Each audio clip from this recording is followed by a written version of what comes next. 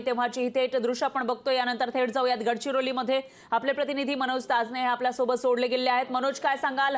गडचिरोली म्हटलं की नक्षलवाद आपल्याला आठवतो, इतरही वेगवेगळे मुद्दे आपल्याला आठवतात आणि आज या ठिकाणी लोकशाहीचा उत्सव साजरा केला जातोय। मतदार आपला प्रतिनिधी निवडणार आहे। सध्या कसं चित्र इथं दिसतंय? नक्कीच फरा, आपण पाहतो आहे गडचिरोली हा राज्यामधला सर्वाधिक नक्षलग्रस्त असा हा गडचिरोली चिमूर मतदारसंघ आहे। या ठिकाणी तब्बल 272 मतदान केंद्र हे अतिसंवेदनशील असे नक्षलग्रस्त भागामध्ये आहेत आणि अशा असतानाही नक्षलवाद्यांचा विरोध झुगारून लोकशाहीचा हे उत्सव साजरा करण्यासाठी, लोकशाहीचं आपलं हे कर्तव्य निभावण्यासाठी मतदारांमध्ये उत्साह दिसून येत आहे।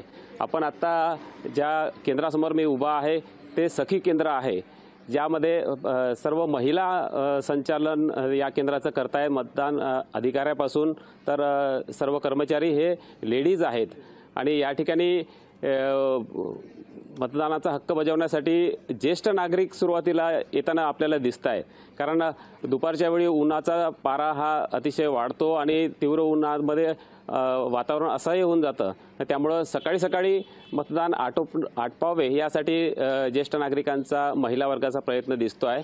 आणि विशेष म्हणजे गडचिरोली जिल्ह्यामधल्या सर्व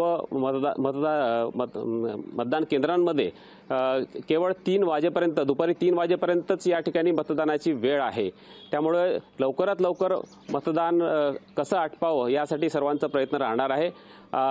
विशेष म्हणजे ज्या नक्षलग्रस्त भागामध्ये ज्या ठिकाणी मतदान पथकाला पोहोचणं सुद्धा कठीण असतं, त्या ठिकाणी त्यांना एअरलिफ्ट करण्यात आलेलं आहे। वायुदलाच्या 5 आणि भारतीय लष्कराच्या 2 अशा 7 हेलिकॉप्टरनी त्यांना कालपर्यंत बेस कॅम्पवर पोहोचवण्याची व्यवस्था करण्यात आलेली होती।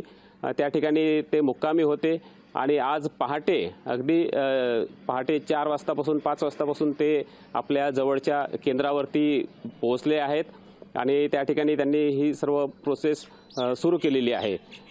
निश्चितच यानंतर मनोज आपण जाऊयात